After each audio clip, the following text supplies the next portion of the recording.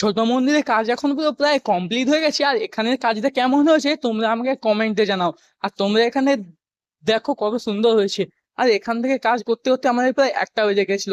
তারপর গাড়ি নিয়ে চলে যাই বড় মন্দিরে। এখানে এসে দেখি সব ফলের মধ্যে ধাগা লাগানো হচ্ছে, লাগানো হবে ওপরে। আর এখানে ভেতরের কাজটা পুরো কমপ্লিট হয়েই গেছিল, এখন শুধু ওপরের কাজ বাকি ছিল।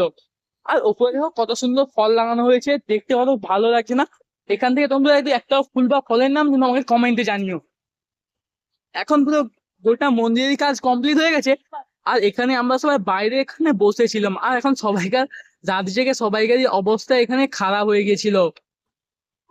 তারপর ঘুরতে ঘুরতে এসেছিলাম ছোট মন্দিরে একটু কাজটা কেমন হয়েছে দেখার জন্য। আর তারপর এখানে দুপুরবেলা দেওয়া হচ্ছে সবাই গায়ে প্রসাদ। আর আমি আর আমার বন্ধু মিলে সবাই চলে যায় প্রসাদ খাওয়ার জন্য। আর এখানে এত ভিড় ছিল কি বলবো, আর লাইন দিয়ে সব নিতে হলো। তারপর এটাই পেয়েছিলাম প্রসাদ হিসেবে।